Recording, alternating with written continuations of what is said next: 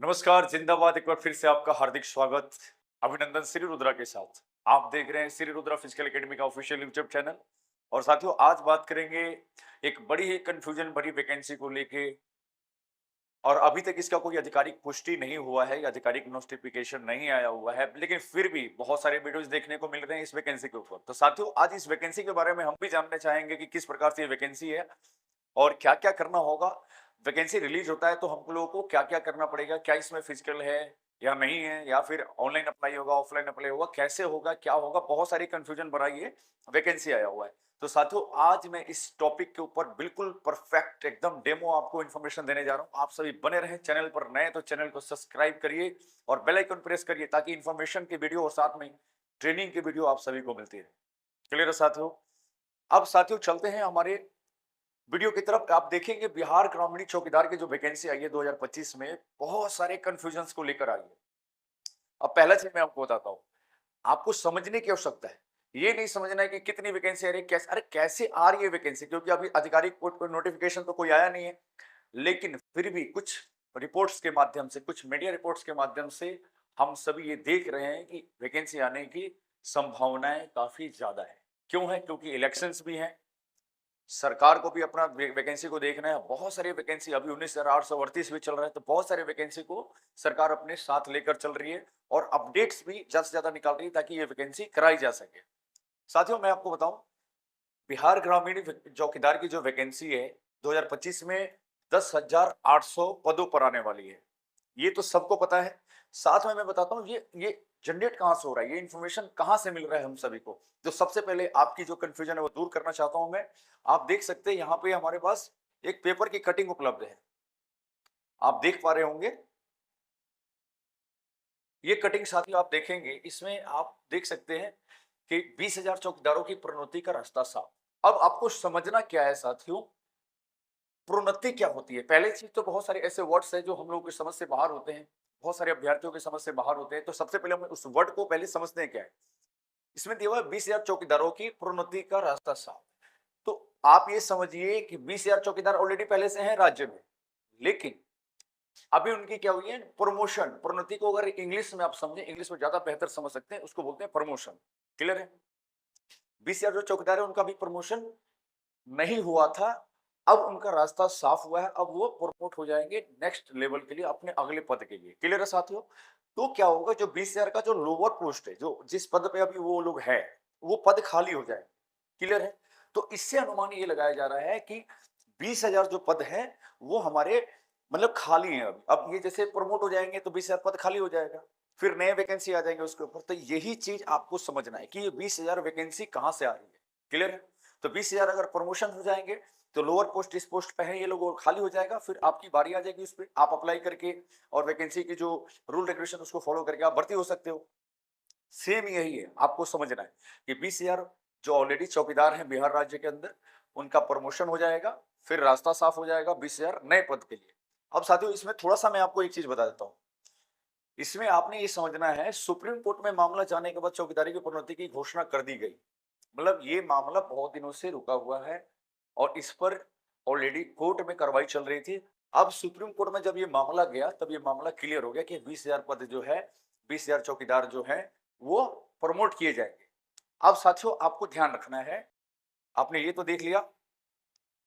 अब आपको समझना ये है कि चौकीदार का प्रमोशन कैसे होता है। तो मैं आपको बता दूं, चौकीदार कभी डायरेक्ट सिपाही नहीं बन सकता, डायरेक्ट हवलदार नहीं बन सकता है। उसको क्या मिलेगा, यहां पे दिया हुआ है, साथ में आप समझ सकते हैं।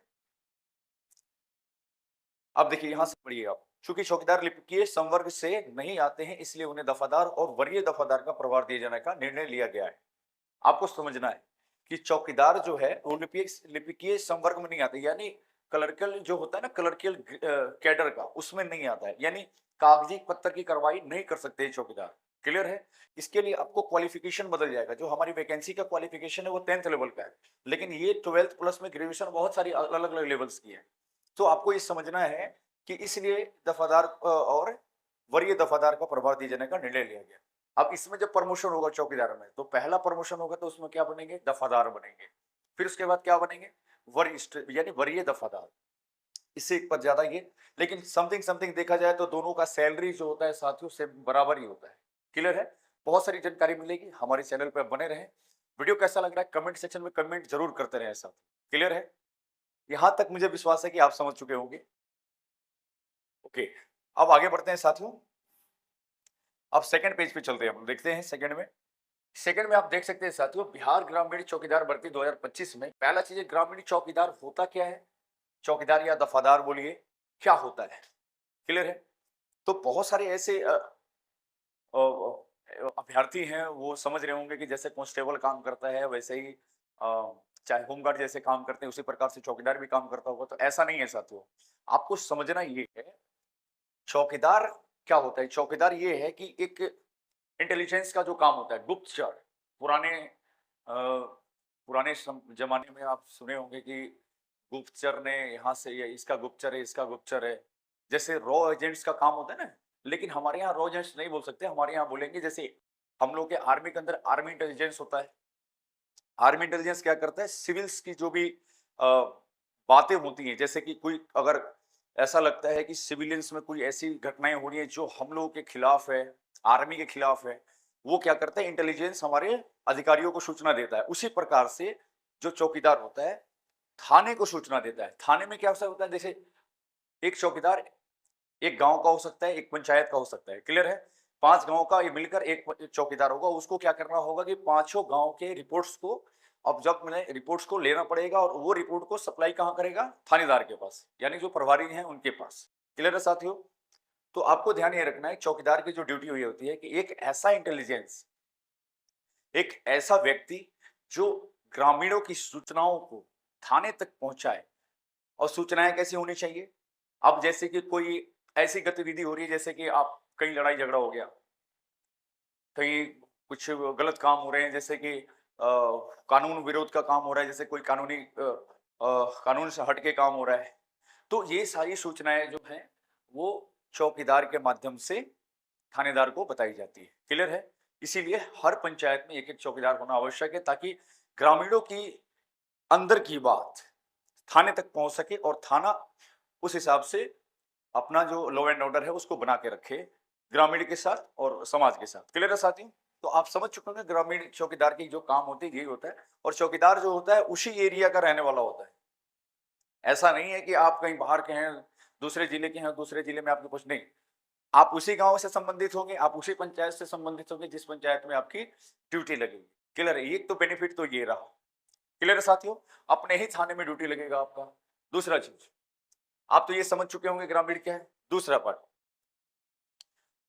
चौकीदार की बहाली कौन करता है, आप समझ सकते हैं साथियों। ये तो आपको मैंने पहले बता दिया कि चौकीदार होता क्या है, आपने समझ लिया होगा।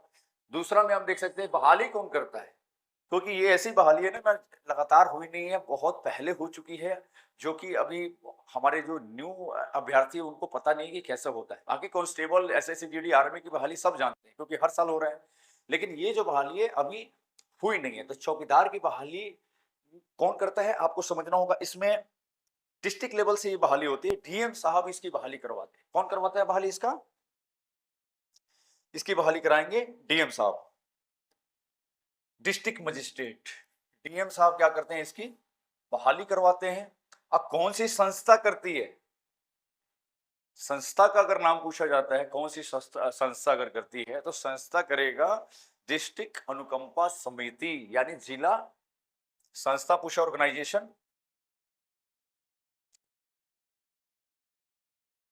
ऑर्गेनाइजेशन कौन सा होता है, तो लिखेंगे इसमें डिस्ट्रिक्ट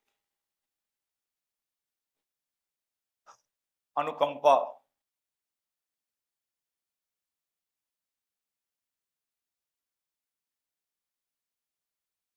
कंपा समिति। क्लियर है साथियों? तो आपको ये समझना है, डीएम साहब करवाते हैं इसकी बहाली, और ऑर्गेनाइजेशन होता है कौन, डिस्ट्रिक्ट अनुकंपा समिति, यानी जिला अनुकंपा समिति, आप समझ सकते हैं इसको। और इन्हीं के थ्रू बहाली इसका कराया जाता है। क्लियर साथियों? अगर ये बहाली आती है तो कौन कराएगा, डीएम साहब करवाएंगे, और संस्था कौन सा रहेगा, डिस्ट्रिक्ट अनुकंपा समिति। हो सकता है इसमें कुछ बदलाव हो, क्योंकि ये मैं रिपोर्ट जो बता रहा हूँ आपको, ये पुराने रिपोर्ट्स के मुताबिक मैं बता रहा हूँ। क्लियर है? अभी इसकी कोई ऑफिशियली नोटिफिकेशन नहीं आई हुई है, हम लोग भी अपने अनुमान से बता रहे हैं कि ऐसा होगा, क्योंकि पहले ऐसा हो चुका है। क्लियर है साथियों? नेक्स्ट,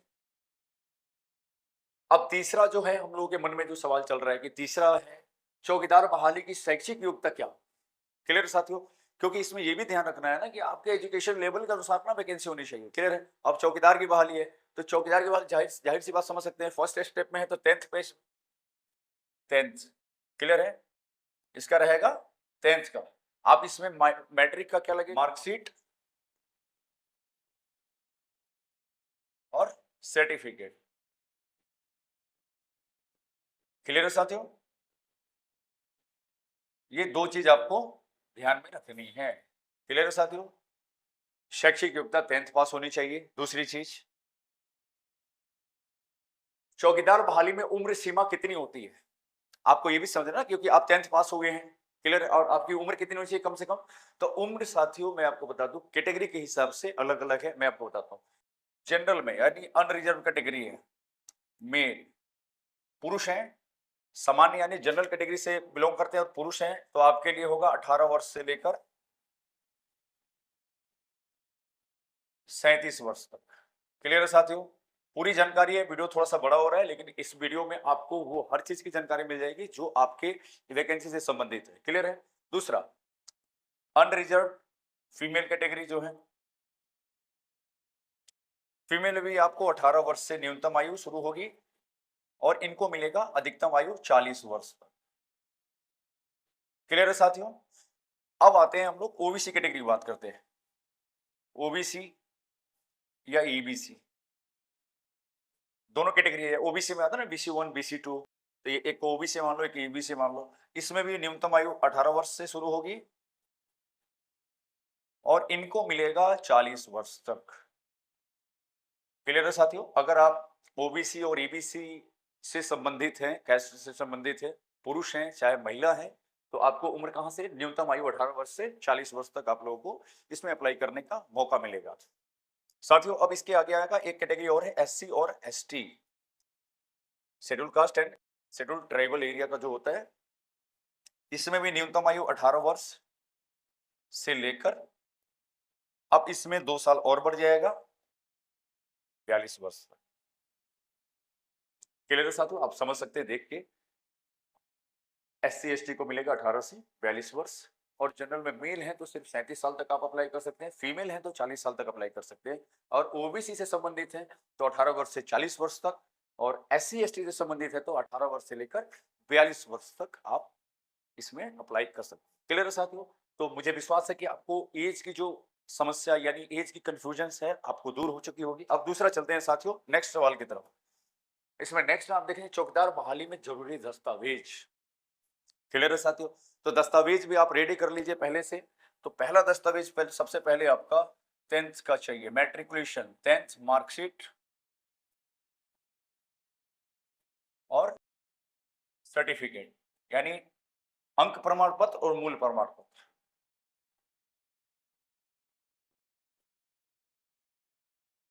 क्लियर है साथियों।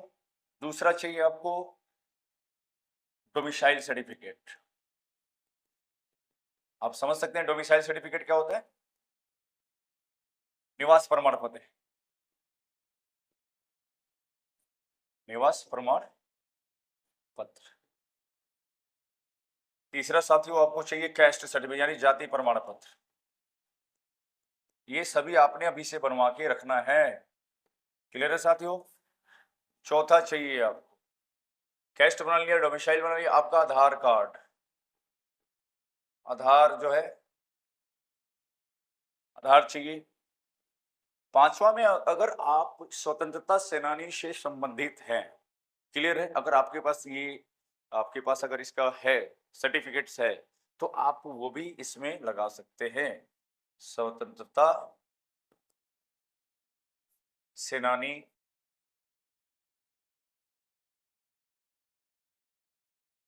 एक पोता पोती जो भी होने का अगर आपके पास ना वो है, या फिर उनसे कोई भी रिलेशन है आपका, तो आप लोग क्या कर सकते हैं, इनका कार्ड लगा सकते हैं ताकि आपको इसमें और भी छूट मिल सके। क्लियर है साथियों। तो ये रहा आपका 10th का मार्कशीट, सर्टिफिकेट, डोमिसाइल सर्टिफिकेट, निवास प्रमाण पत्र हो गया, जाति प्रमाण पत्र, आधार कार्ड, स्वतंत्रता सेनानी से संबंधित है, पोता पोती हैं या फिर रिलेटिव हैं, तो आप इसको अप्लाई कर सकते हैं। और एक बहुत ही इंपॉर्टेंट इसमें आपको मैं बता दूं साथियों, इसका एक और है करेंट, यानी अभी का कैरेक्टर प्रमाण पत्र है। कैरेक्टर समझते हैं आप? करेंट चरित्र प्रमाण पत्र, क्लियर है? अभी का चाहिए, करंट में चाहिए, अभी बनवा लीजिए आप।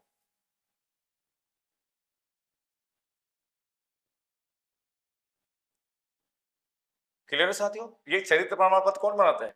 आप सभी को जानकारी होगा, एसपी साहब। और किसके वेरिफिकेशन के बाद चौकीदार भी इसका बहुत बड़ा अंग है साथियों। अगर आप चरित्र प्रमाण पत्र बनवाने जाएंगे तो जो चौकीदार होते हैं यही आपको वेरिट करेंगे, क्योंकि थाने से फोन डायरेक्ट वेरिफिकेशन के लिए किसके पास जाएगा? चौकीदार के पास। चौकीदार आपको सूचित करेगा।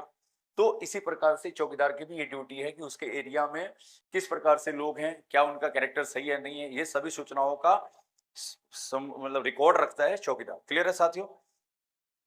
तो इस प्रकार से आपके डॉक्यूमेंटेशन होंगे। और भी अगर इसमें कुछ होंगे तो साथियों मैं अगली वीडियो में आपको ऐड कर दूंगा, लेकिन मुझे जहां तक लगता है कि ये सारे जो सर्टिफिकेट्स है आपके, ये बहुत इंपॉर्टेंट रहने वाले हैं इस वैकेंसी को लेकर। क्लियर है साथियों? चलते हैं नेक्स्ट वैकेंसी, नेक्स्ट पेज पर। आप देखेंगे इसमें चौकीदार बहाली में आवेदन ऑनलाइन होगा कि ऑफलाइन, बहुत इंपॉर्टेंट है। तो मैं आपको बता दूं, और मुझे जहां तक विश्वास है कि इसमें ऑनलाइन होने की संभावनाएं ज्यादा है, क्योंकि बहुत सारे चेंजेस हो चुके हैं और अब मुझे पूरा विश्वास है कि ऑनलाइन ही होगा।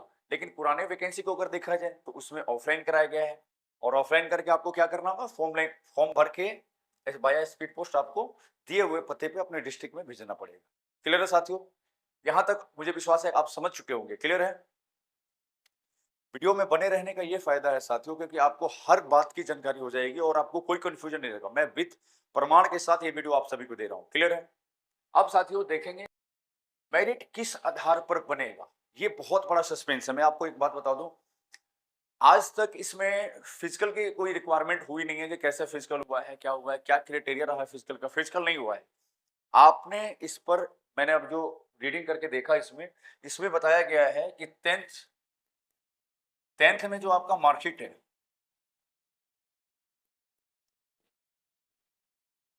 टेंथ मार्कशीट यानी उसके अंक के आधार पर आपको चयनित किया जाएगा।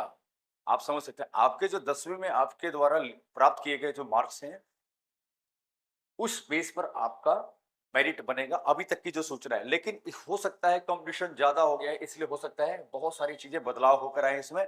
लेकिन पिछले वैकेंसियों में जो आप देख सकते हैं उसमें आपके 10th के मार्क्स के आधार पर ही आपका मेरिट बना है। क्लियर है? तो ध्यान रहे, इसी प्रकार की सूचना के लिए आप सभी हमारे साथ बने रहे। और एक चीज और बताता हूँ साथियों, इसमें बहुत इंपॉर्टेंट है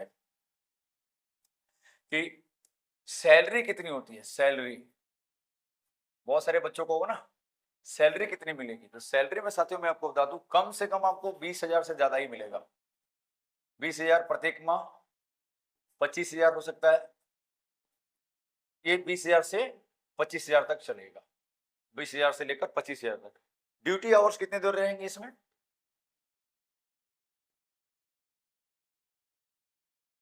ड्यूटी आवर्स आपको बता दूं साथियों, कोई भी वर्दी की जॉब आपको घंटों की नहीं होती। आपको ध्यान में रखना कि ये 24 आवर्स की जॉब है। 24 घंटे आपको ड्यूटी में रहना है। अब ड्यूटी आपके अपने क्षेत्र में रहेगी, अपने पंचायत में रहेगी। जरूरत पड़ने पे थाना अध्यक्ष आपको कहीं भी भेज सकते हैं, कोई भी काम के लिए बुला सकते हैं। तो आपको ध्यान रखना है, आपकी ड्यूटी आवर्स टोटल रहेगी 24 घंटे की। सैलरी रहेगी 20 से 25,000। और अगर आपको प्रमोशन होगा तो पहला प्रमोशन अगर होता है तो आप बनेंगे दफादार, फिर उसके बाद वरीय दफादार। क्लियर है साथियों? कैसा लगा वीडियो साथियों? एक बार कमेंट बॉक्स में जरूर कमेंट करेंगे। फिर मिलते हैं नए वीडियो के साथ। तब तक के लिए सभी को नमस्कार, जय हिंद, जय भारत। एक बार कमेंट जरूर करेंगे वीडियो कैसा लगा। इसी प्रकार से वीडियो आपको मिलता रहेगा। मुझे विश्वास है कि आपके सारे जो कंफ्यूजन हैं इस वीडियो में दूर हो चुके होंगे। फिर मिलते हैं नए वीडियो के साथ। तब तक के लिए सभी को नमस्कार, जय हिंद, जय भारत। भारत माता की जय।